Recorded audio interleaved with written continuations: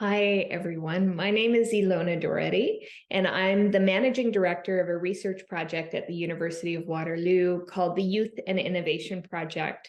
So our goal, our mission is to amplify the impact of that young changemakers are already having, because young changemakers are having already incredible impact on social, environmental, and economic issues. So just before I start my presentation, I just want to share a little bit about my background and what brought me to this work. So I grew up in northern Saskatchewan and in Whitehorse, Yukon, and I was born to parents who are very much socially engaged. And as a result, I was involved in social environmental issues from a very young age. So I started working nationally on environmental issues when I was 14 years old, and internationally in the years that followed. I had an opportunity to go to a UN conference and be involved in some international negotiations as well. And then when I was 23, I founded an organization called Apathy is Boring, which is now almost 20 years old. And it's all about encouraging young people to vote and get involved in their communities. So I was executive director of Apathy is Boring for 10 years. And now I've been at the University of Waterloo working with my colleague, Dr. Amelia Clark. She and I co-created the Youth and Innovation Project, really because we saw a gap and a need to support, make sure that the current generation of young change makers had the support they needed, but also that we gained more of an understanding of how we can work in intergenerational collaboration.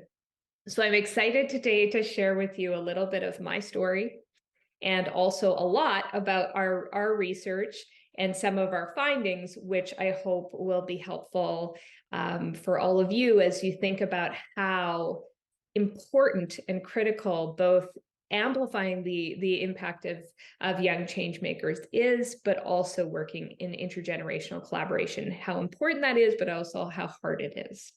So I want to just start by sharing a story about the growing up in Prince Albert, Saskatchewan. And when I was in elementary school, my very activisty parents sent me to school in a t-shirt that read, "Question authority."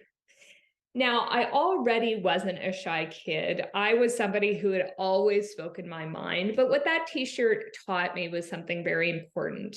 It reminded me that my voice deserved to be heard and that I had value. But of course, it didn't really make life that easy for my teachers.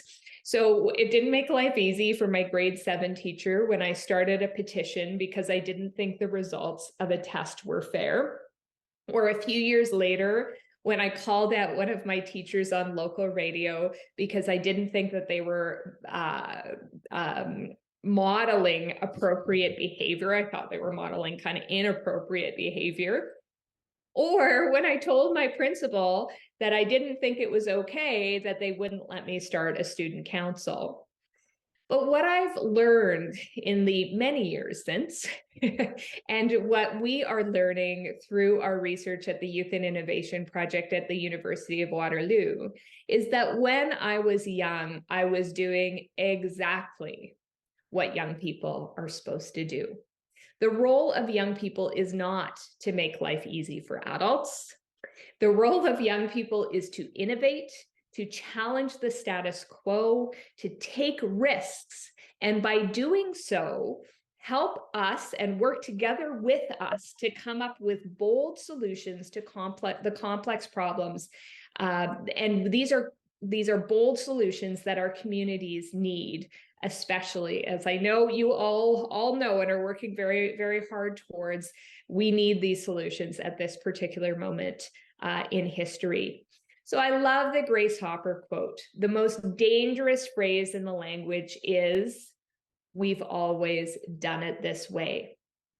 Doing things the way they've always been done, just because that's the way they've been done, or because we are scared of change, doesn't fix problems. And certainly, I think all of us know this.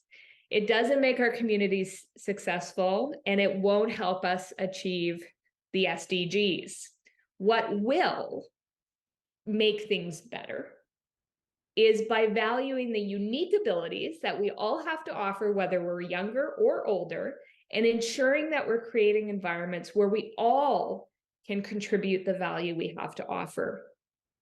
Really creating environments in our institutions, in our communities, where we can keep what works, but be brave enough to change what doesn't work. So what I've really learned in my time, since my time growing up in Prince Albert, Saskatchewan, and then in Whitehorse, Yukon, I've learned through being very fortunate to have worked with tens of thousands of young people, both across Canada and around the world. And I've learned that my story is not an exception, but the rule. My abilities as a young person to question authority, to challenge the status quo, to fight for things to be better, are certainly not unique. What was unique, and what often doesn't happen for young people, is that I was fortunate enough to have adults around me, even though I was making their lives more challenging, who really valued my contributions and supported me in speaking up. When we value what young people have to offer and support them in contributing, they may not make life easy for us in the short term, but in doing so, we will be ensuring both a bright future for our young people, but also we'll be taking a big step in achieving the goals that we are all working towards. So I'm here today to share with you what we need to do in civil society if we hope to solve complex social, environmental, and economic problems. We can't keep doing things the way we've always done them when it comes to how we think about young people, how we engage with young people, how we support or sometimes don't support young people, but also how we work in intergenerational collaboration. What our research has shown, and what I'm excited to share with you today, is that we really believe that there needs to be a fundamental shift in our understanding of what it means to be young, if we are going to truly tap into the unique value that all of us have to offer. But right now we are actually stuck.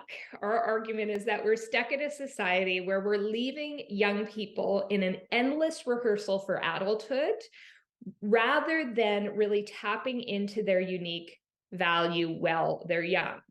Now, in order to understand how to change it, we first need to really understand how we got here. So first, to contextualize where we're at in our understandings of young people, I'm going to take a little look back and give you a very, very short history lesson. So we are currently, at this moment in history, stuck in 200-year-old stereotypes about what it means to be young. Now, I'm going to be sharing with you a little bit of the dominant narrative that has existed around young people in the last 200 years in Western culture. Now, to make this very clear, this is the dominant narrative. This is what I'm describing is not necessarily the experience of every single young person. Certainly, I don't have enough time to cover that, but also it's important to recognize that in addition to our own experience, there are dominant narratives that really impact how we engage with each other. So that's what I'm going to be really sharing with you today, is what has been the dominant narrative about young people. So our understandings of what it means to be young in Western culture actually shifted around 200 years ago, around the time of the Industrial Revolution. So before the Industrial Revolution, many families, or the vast majority of families, lived in a rural context and would live in some kind of context that was associated generally with a small farm. So when that was the case, we lived in close intergenerational groups, right? So we lived with our families and we worked with our families, and young people were really essential to the economic survival of the family unit. So when a young person could carry a hammer, could help out in the kitchen, whatever they were able to do, we had sort of this apprenticeship model where that young person, whether they were 5 years old or 8 years old, would take on the responsibility they were able to take on. And as soon as they could take on more responsibility, they would take on more responsibility until they were taking on the full responsibility of adults. So there was a much smaller gap between childhood, where perhaps there was less responsibility that these young people had, and adulthood, because again, we needed all hands on deck. We needed everybody in the family to contribute if we were going to survive. So the Industrial Revolution comes along, many families move into cities, and there started to be a different dynamic. So certainly initially, with this technological innovation, this big innovation that was happening, there was a need for child labor, which obviously was not great. And young people at the very beginning of the Industrial Revolution were working in factories because we needed small hands to do some of the tasks. It wasn't necessarily a great thing, certainly. But soon after the Industrial Revolution started, there were technological developments that meant that young people were no longer needed in the same numbers to work in the context of factories. So all of a sudden, you had parents working in factories, and you had all sorts of young people kind of roaming the streets of these new cities with not a lot to do. So researchers tell us that there was crime, kind of youth crime, happening in a way that had never been seen before. This was kind of a new historical precedent. And so we started seeing young people who were not working in the factories, who weren't full adults, but also weren't quite children. We started seeing them and understanding them differently. And the first words that we used to describe this new phase of life that was starting to come into our understanding was actually juvenile delinquents. So from the very beginning, just over 200 years ago, our understanding of young people has been criminalized, and it's also been quite negative. So that's really how our understanding of young people in this modern Western context started. So what did we do about it? Well, we can't have all these young people running around the streets making trouble. So what are we going to do? We are going to institute more and more mandatory schooling. So education, at least mandatory education, had a number of different functions at this juncture. The main one was controlling the urban poor, and also figuring out where to put young people to prepare them to be a future worker. So there was a recognition that we didn't need young people right now. They were no longer economically essential.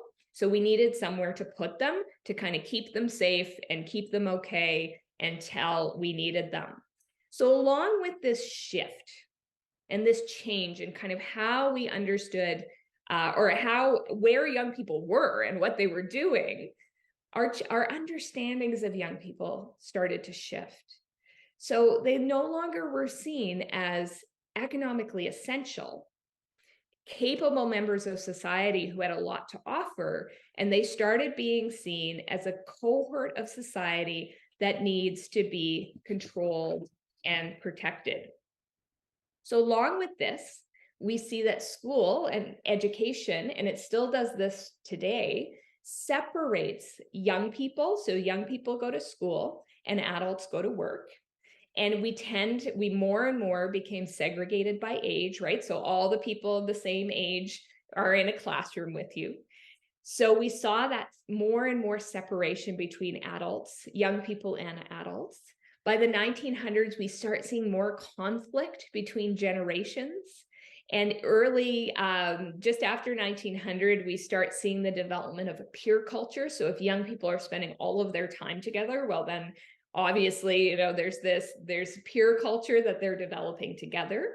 By the 1920s, we see marketers starting to target young people as a cohort that they want to specifically target. And by 1940, we see the term youth culture come into kind of being, and recognizing that, again, young people have really created this culture of their own. So I think what's really important to recognize is that age is not a new basis for organizing society, right? We've always had certain rituals at certain ages, an understanding of what you're supposed to be kind of doing at certain different ages in your life. But in the last 200 years, chronological age has now become a central feature of how we organize society. And that has implications for how we engage in intergenerational collaboration and how we view young people. So I want to share with you 3 different kind of key themes that really define how we engage with young people in this day and age. So the first theme is that we really have this separation between young people and the world of adults. So as I mentioned, education continues to amplify this.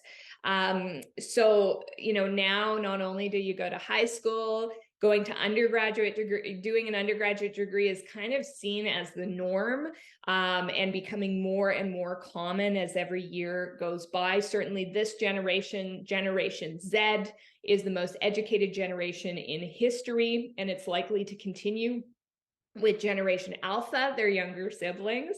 So we know that, so now it's not only an undergraduate degree that you need to do, but you also need to do a master's degree and probably about 15 PhDs before you're ready to kind of get an entry-level job. So that kind of is the I'm kidding, obviously, but it's the understanding that you need to spend more time in education before you're ready. And that certainly has had some benefits, but the reality is that separation, or that has led to more and more separation of young people and adults. It also has led to a disengagement of young people from economically and sometimes socially productive activities for much longer. So we continue to see young people as not really useful in society, but rather we view young people as being useful to learn now, and they will contribute something far off into the future.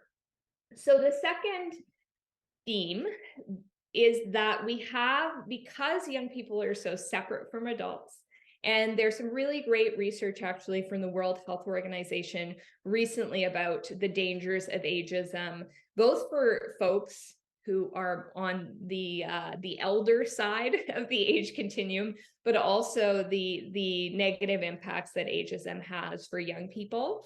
And for certain young people, this separation from adults causes this, well, for all young people, it causes this kind of othering, right? There's this youth culture that we kind of don't understand. They have all their various kinds of social media, and we're not, we might be on Facebook and they're on TikTok, and I don't kind of get it, and I don't understand how Snapchat works, or what bucket hats from the 90s I'm supposed to be wearing, right? It's very complicated. So we have this othering that happens, and it can be just kind of annoying and a bit ridiculous, right? There was an argument between millennials, of which I am one, and Gen Z about side parts or middle parts of hair. I clearly am a millennial because I side part my hair. But anyway, so it can be kind of silly. But for some young people, with that othering, actually there comes a fear that adults have of those young people. So if young people have an intersectional identity, that othering can actually become quite dangerous for those young people. It can matter of life and death in terms of how much of an other they are perceived as being and how dangerous they are perceived as being. So the last theme, which is, I think, the most important, they're all very important, but this one, I think, really how we understand what it means to be young, and actually blocks us from addressing issues together and really working well together is this idea that young people are incomplete.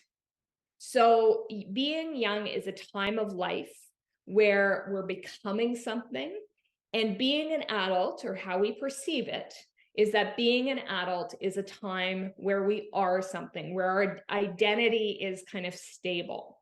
Now, some of you may, certainly Erik Erikson is a psychologist whose work really helped I guess, create this construct for how we see developmental stages and when we're expected to be in developmental stages throughout our lives. The reality is, though, that folks now kind of believe that this idea that these developmental stages are linear was actually a misunderstanding of his work, which is really interesting. But nonetheless, it's become very kind of embedded, right? So if you're becoming something, you're supposed to learn a lot, right? Your identity is not stable yet. We're going to stuff you full of information. We're going to make sure that you learn all the things you need to be a healthy adult. And then check mark, once you are a healthy adult, you are good to go. Now, I am 42, almost 43. And let me tell you, I am still every day becoming something new. And thank goodness for that. If I couldn't learn, if all of us, I would imagine a lot of the folks who are listening today perhaps are an adult, quote unquote, like me. And if we couldn't learn, if we couldn't change, I mean, goodness, what would be the point, right? We are always becoming something new. And I think especially in a context of rapid change, increasing complexity, I mean, we have to continually be learning and becoming something new. If we all didn't learn something through the pandemic, and certainly today, I'm in Toronto with the national campfire that we're all experiencing, very present and on my mind. If we're not learning things and adapting our behavior, and I'm sure that's a lot of the conversations that are happening, we've got a big problem. So the reality is that we are always becoming something new, but also that young people, even when they're young, right? Even that 5-year-old who could, carry the hammer or help in the kitchen on the family farm, they already were something, and they already had something of value to offer. So I would argue, and we argue at the Youth and Innovation Project, that it's really important that we start, instead of viewing young people as incomplete, as us needing to kind of fix the problem of youth by making them into adults fashioned after who we are, that we actually need to recognize that we're all on this journey together. We are all something already that has value, again, no matter how young or how old we might be. And when ageism hits you when you're young, it's going to hit you when you're older. But also, we are always so we're becoming something, but we have something of value to offer. So when we see these 3 trends really represented in our discourse, we tend to see words like these being used about young people. And as I said, you can also imagine similar words and stereotypes that are used about our elders, right? There's always this flip. There's always 2 sides of the coin. If we're going to have negative stereotypes about young people, we also tend to have negative stereotypes about folks who are older. So we have these stereotypes and these ways of kind of understanding what it means to be young. And what I hope my little mini history lesson has helped illuminate for all of you is that these stereotypes are actually really deeply embedded. They're based on 200 years of history, but they are also a social and historical construct. They are not real. They are just how we have understood what it means to be young in the last 200 years. So we have an opportunity, and I would argue it is an imperative, that we need to reinvent and redefine our understandings of what it means to be young if we hope to address the complex social problems, social and environmental problems we're all facing. If we don't, we are leaving the unique abilities and the value that young people have on the table. And they are a cohort, especially in the context of an aging population, we're going to need to really tap into the abilities of everyone, but also the smaller cohort of young people. We can't afford to leave their unique abilities on the table. So we need to stop with the negative stereotypes, and we need to start really tapping in to what young people are actually capable of. That also requires all of us who might be a little bit older to own being older and own the unique abilities that come as we progress through the lifespan. And I'll talk about those in a little bit. So we need to reimagine being young at every stage of life as being equally about being something of value and having something important to contribute, and also learning and becoming something new. So to share with you a little bit about the research that myself and my colleague, Dr. Amelia Clark, have done over the last number of years. So both of us come from the youth engagement sector. We were both young leaders. In fact, I was 14 and Amelia was when we first met doing environmental work way back in the day. So we both come from the youth-led and youth engagement community.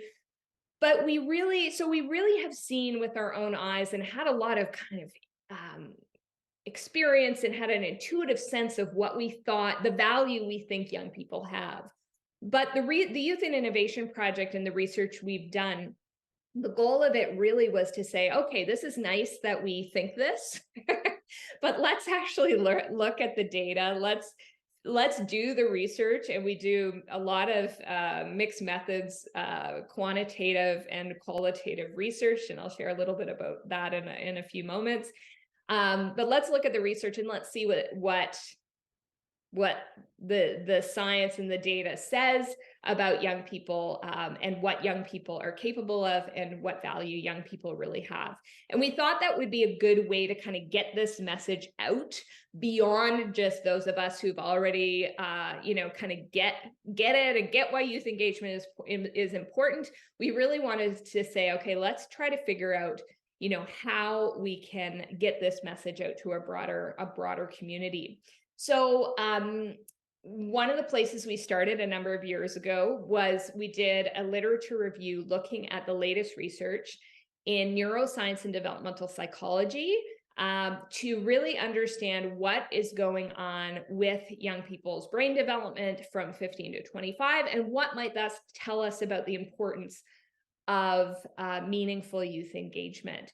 So when we hear about being young and what it means to be young in the context or in this day and age, in the context of brain development, what we often hear is a very kind of clear narrative that young people's brains don't fully develop until they're 25. And that's kind of about it. So once you're 25, check mark, you have reached, a state of maturity, you are an adult, and you're kind of good to go. Well, it's not quite that linear, just like everything.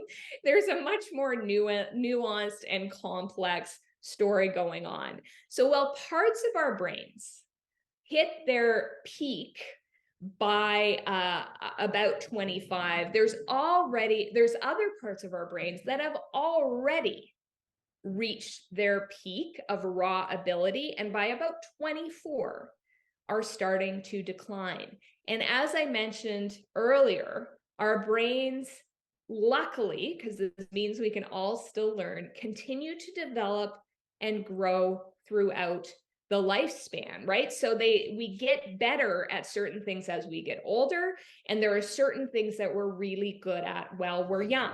So we are very, very fortunate, and as a 42-year-old, I'm really fortunate that our brains are actually a moving target. So they are continuing to develop throughout our lifespans. And at the same time as our brains are hitting full maturity in some areas, there are also other parts of our abilities that have already peaked and are starting to decline. So I'm going to talk about some of our research about what young people are particularly good at, but just to make everybody feel okay who's over 25, don't worry. As I said, there's lots of things you're good at still. In particular, we get better at emotional intelligence. We get better at planning and strategizing. And also we have more contextual knowledge. So we're better at kind of saying, oh yeah, I remember when this happened. Okay, I'm gonna pull from different experiences, and that's gonna help kind of frame my decisions and how we move forward. So in other words, as we get older, we get better at tasks that are necessary for implementation. But when we are younger, we are better at coming up with bold, out-of-the-box ideas and different ways of thinking.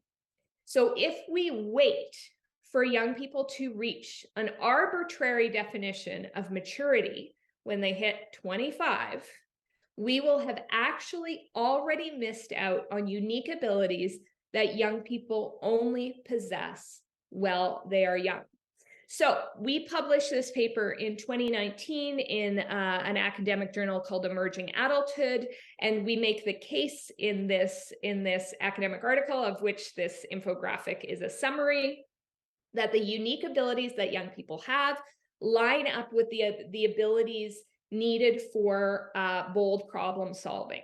So young people don't need to be trained or taught how to innovate, how to come up with bold solutions to complex problems. What they need is supportive environments that encourage them to contribute and support them in the areas where they might be weaker as when they're younger than they will be as they get a bit older. So it's really about intergenerational collaboration, recognizing what young people are good at, creating spaces where they can contribute and they can use those abilities that they have, while at the same time providing support in the areas where they might not be as strong. And the same goes for us. We need young people to be able to help us out in the areas that we're not quite as good at as we get older. So what are the things that young people are particularly good at? So from 15 to 25, creativity is at its neurobiological height. So from about 10 to 25, we have heightened neuroplasticity, which is the ability to learn through experience. Now, note that I said the ability to learn through experience, not the ability to learn in a classroom. So experiential learning and actually having experiences where you have an opportunity to make a meaningful impact and you feel like you have a sense of purpose is particularly important during these years. So from 10 to 25, we have heightened neuroplasticity. And as of 15 years old, any of you who might have teenagers in the house will know this well, that from 15 years old, young people have the full intellectual capacity of adults, the ability to think in gray area and in nuance. And if you've ever tried to win an argument with a 16-year-old, you know this to be the case. So we really believe that from 15 to 25 is a really magical time. It's a time where that nuance, that ability to think think about complexity is there, but also it's this time of neuroplasticity where a lot of learning and a desire to kind of experiment, try out new ideas is also happening.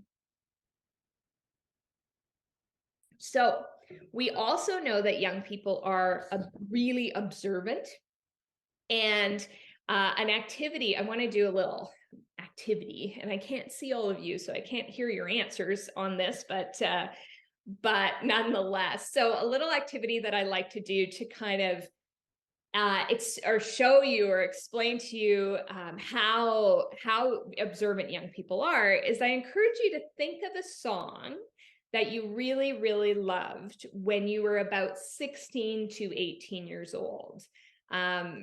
So yeah, just a song that really mattered to you at that time. So I'll give everybody a moment to think of a song and yell it out to me. Even though I can't see you, I encourage you to say it out loud. So a couple of songs that I really loved, and again, this is going to be, yeah, you'll know what my era is. So there was Green Day was big. There was an Aerosmith song from a movie about an asteroid coming to Earth that I'm sure you all know the name of, that I'm blanking on the moment. And there were some good Janet Jackson songs at that time. So that was my era. So when we think of those songs from that time, from about 15 to 25 years old, from that time of our lives, when you thought of that song, and certainly when I think of those songs I just mentioned, I would imagine you not only thought of the song, but you could remember what you were feeling, who you were with. I'm not going to ask you what you were doing, but you could really imagine a whole scenario around you. And researchers actually have a term for that. It's called the reminiscence bump. And it really shows you that during that time of heightened neuroplasticities, memories, we remember things in a much different way than we do when we're either younger or older. So they have this kind of visceral sense to them that's imprinted on us. That really shows us just how observant and aware young people are. And again, any of you with teenagers at home will know just how much young people notice and are aware.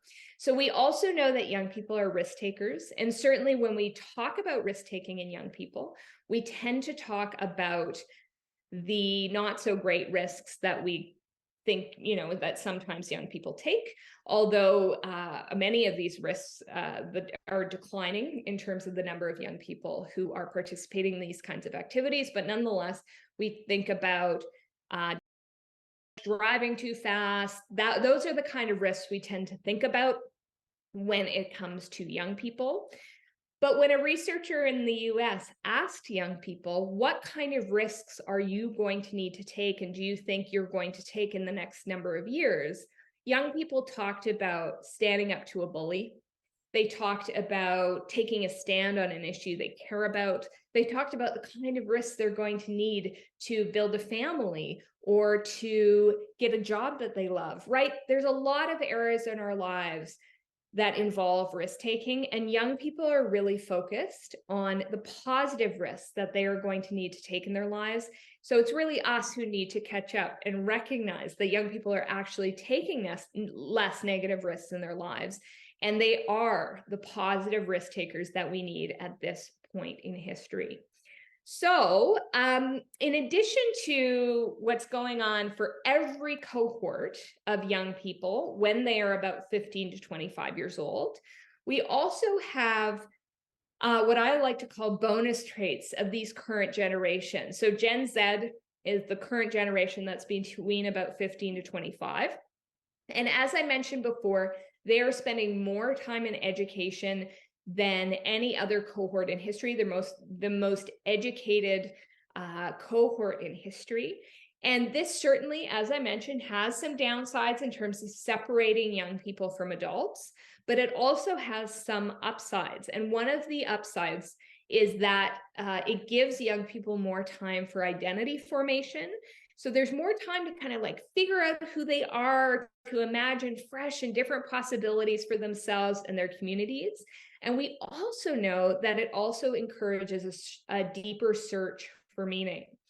In addition to this, there are some researchers who believe that more time spent in higher education and also in service learning is actually changing young people's brains.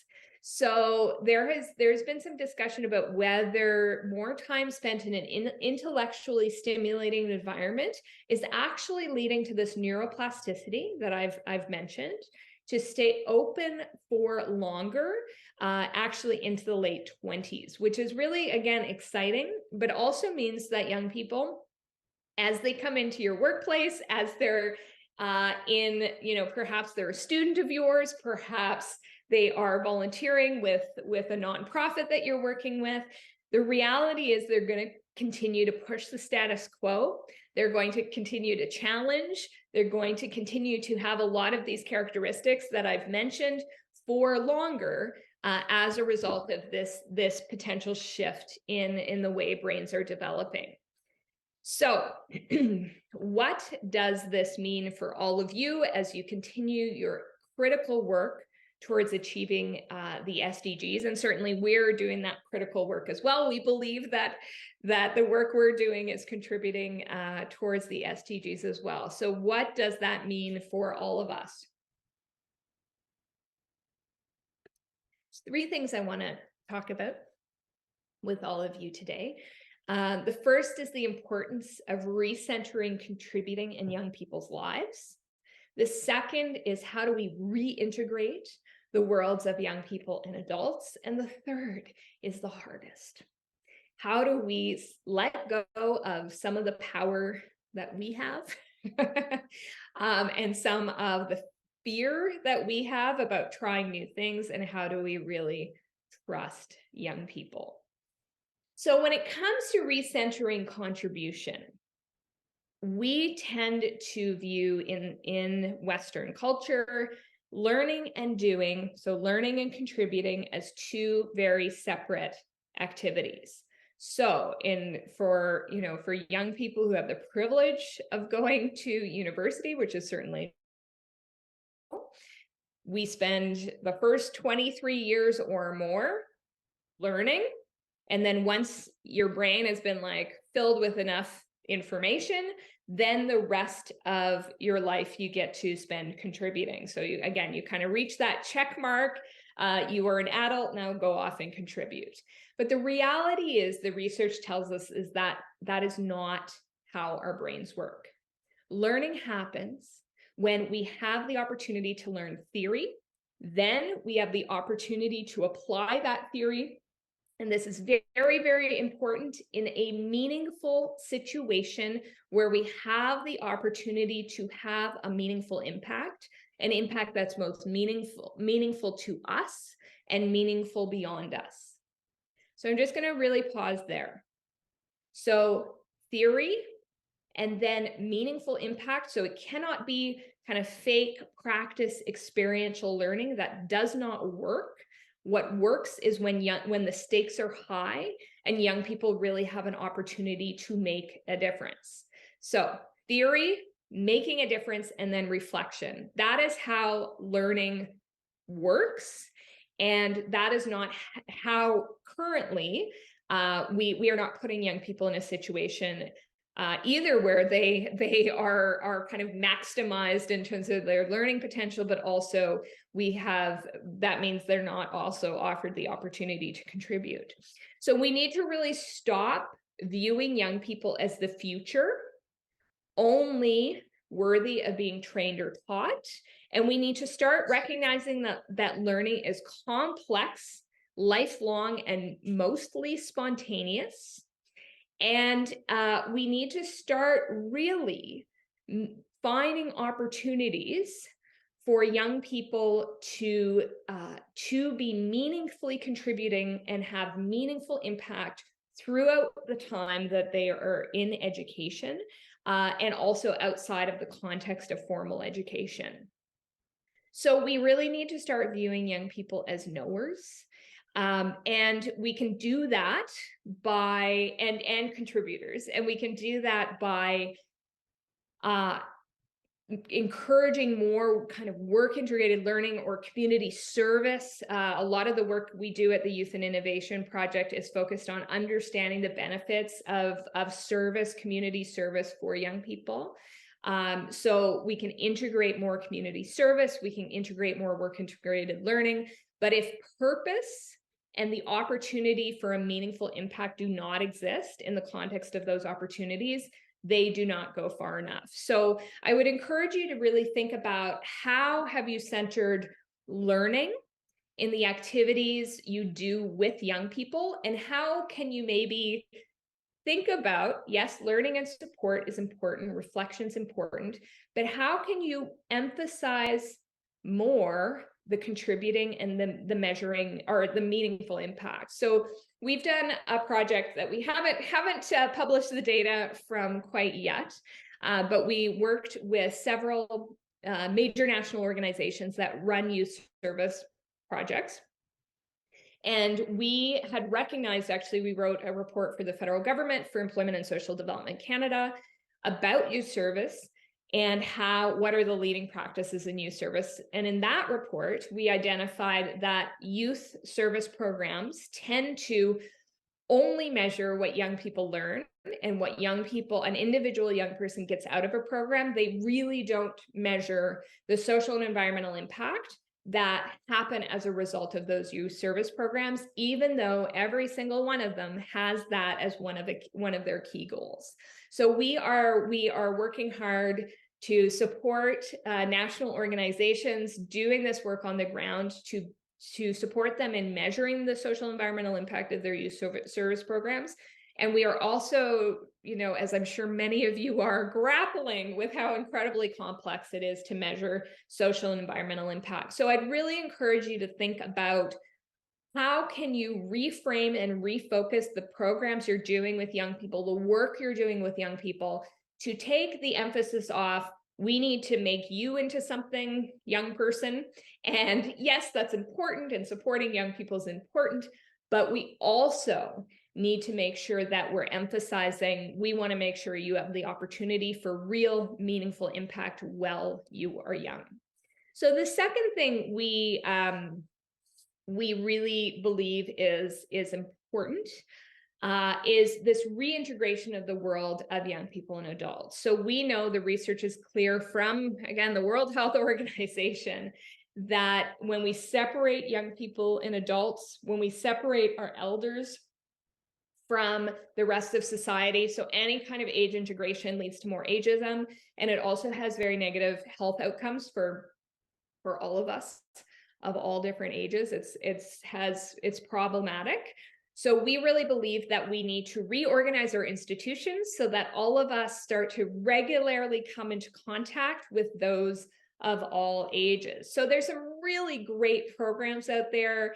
I don't know if it's still running, but a number of years ago, I heard about in Saskatchewan, my home province, a daycare that was housed in a senior's home.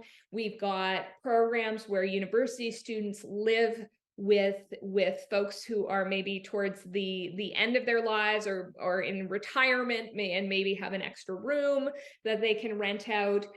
But we often, so that's like, we're seeing those kinds of intergenerational opportunities happening. And we also see, we know that the research is very, very clear that one caring, non-parental adult in a young person's life can be the make or break when it comes to young people thriving. So we know that we can, we're starting to see some of these experiments to put young people and some older folks together.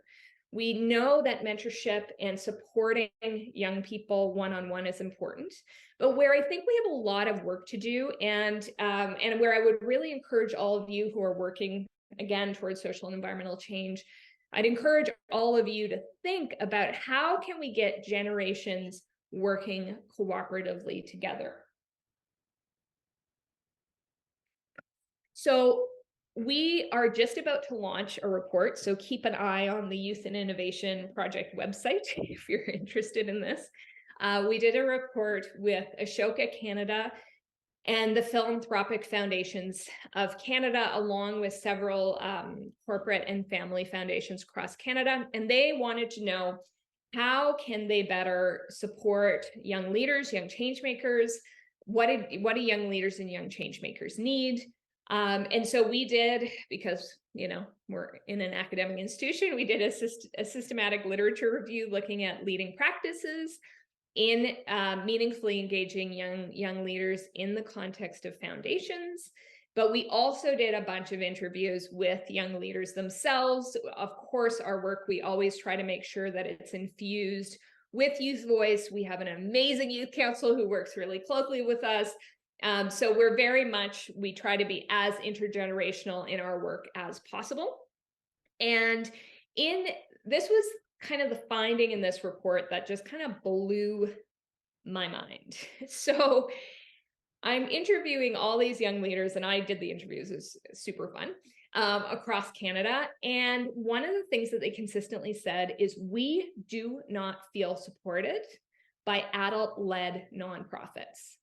They have their elbows out. That's a direct quote from one of the young people. They don't financially support us. They compete with us. We do not feel welcome. I mean, it went on and on and on. And I was kind of like blown away. And it really worries me like a lot. And I think it should worry all of us. If we're not in civil society, right, the people who are working on environmental issues and social issues, if we are actively pushing young people away, and if young people in our movements, right, these were young people from climate change movements, from like anti-racism movements, like equity-seeking movements. I mean, it was, we had young people from disability community. I mean, it was a very mental health, like it was a very diverse group of young people and young leaders that we interviewed. And if they are not feeling support from us, like, holy moly, are we on the wrong track? So I really would encourage all of you to think about, how can you create more spaces in your organizations? Certainly academia has a lot of work to do to dismantle hierarchies.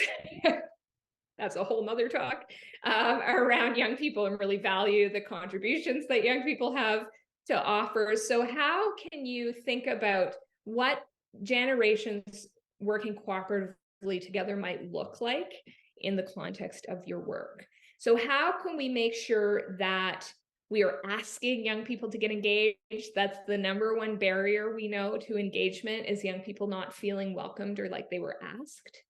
How can we create intergenerational spaces where young people actually have an opportunity to make decisions? We did that with this project. We brought foundations and young leaders together. It was so awesome and really challenging.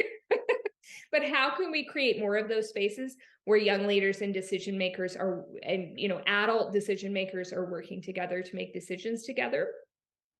How can we do that? Because young people are not, our research says young people are not feeling support from civil society, and they certainly, I mean, that's where we need to start.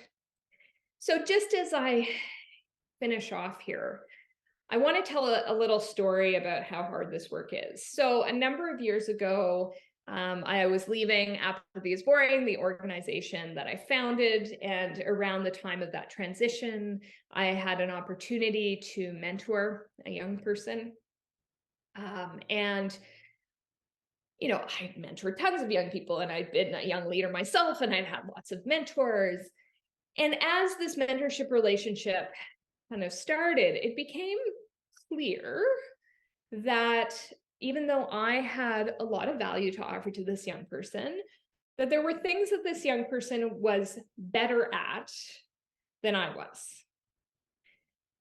And even though I've been working in meaningful youth engagement literally my whole life, when I started to feel like that young person was ready for the spotlight and that they wanted to actually kind of take over some of the stuff that I was doing, that they were ready and more than capable to take over and step into some of the spaces that I was in, my reaction to that, and luckily this was only in my head, but my reaction was, whoa, hold on a minute.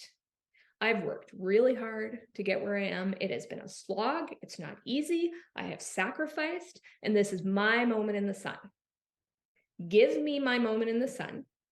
And when I am ready to hand over the reins to you, to pass on the torch, I will let you know, and then you can go ahead with that. And in the meantime, I will mentor you, I will support you, but please just stay over there.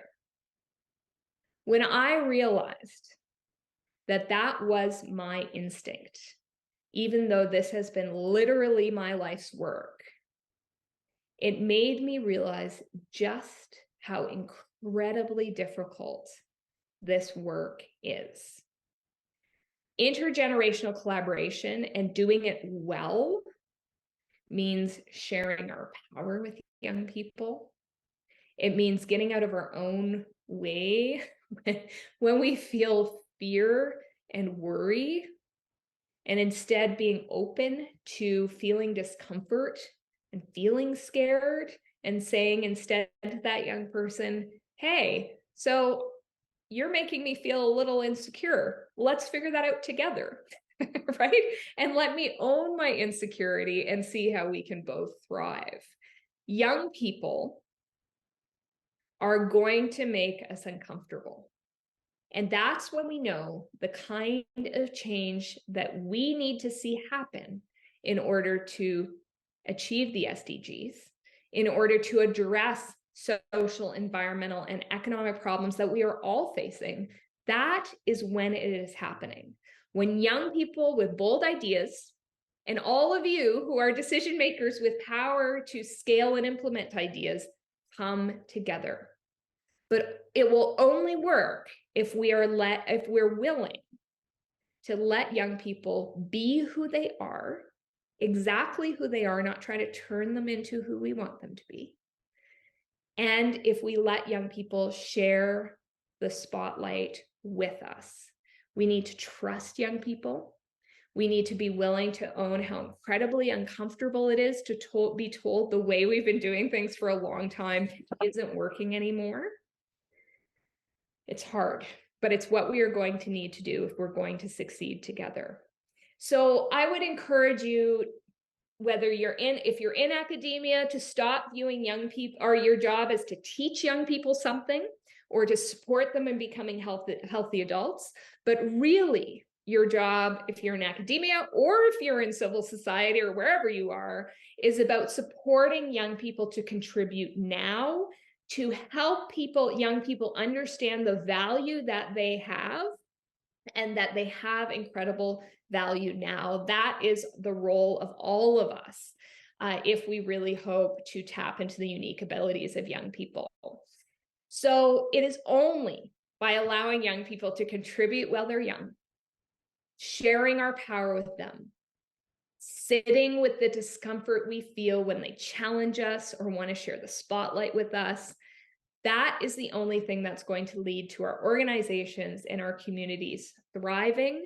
And the research is also very clear that that is what will also lead to a bright future for young people.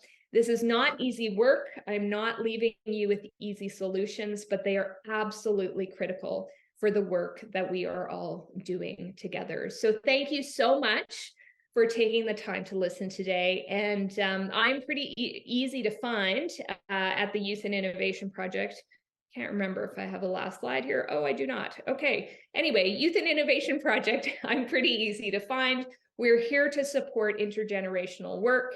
And I'm always thrilled to hear from anyone who's doing this on the ground work and wants support in doing it, because it is not easy. So thank you again, and I wish you a wonderful rest of your day.